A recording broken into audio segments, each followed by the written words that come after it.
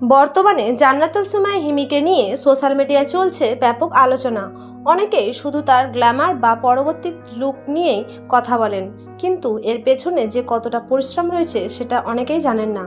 সম্প্রতি ভাইরাল হওয়া কিছু ছবি ও ভিডিওতে দেখা যাচ্ছে হিমি নিয়মিত জিম করছেন, নিজের শরীর ফিট রাখতে কঠোর পরিশ্রম করছেন এবং আগের চেয়ে নিজেকে আরও ফিট ও আত্মবিশ্বাসী করে তুলছেন।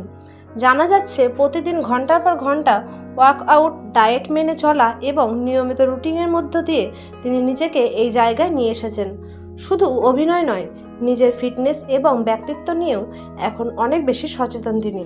আর সেই কারণে দিন দিন পরিবর্তন আরও বেশি চোখে পড়ছে দর্শকদের। অনেক দর্শক বলছেন, আগে হিমিকে যেভাবে দেখা যেত এখন তিনি পুরোপুরি বদলে গেছেন।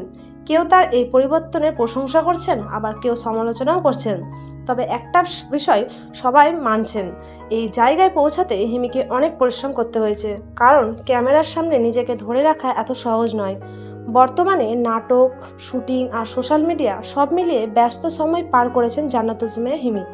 আর তার পরিবর্তন এখন নেট দুনিয়ায় বড় আলোচনার বিষয় হয়ে দাঁড়িয়েছে। আপনার কি মনে হয়, হিমির এই পরিবর্তন কি ইতিবাচক নাকি আগের লুকটাই ভালো ছিল? কমেন্ট করে অবশ্যই জানাবেন। ধন্যবাদ।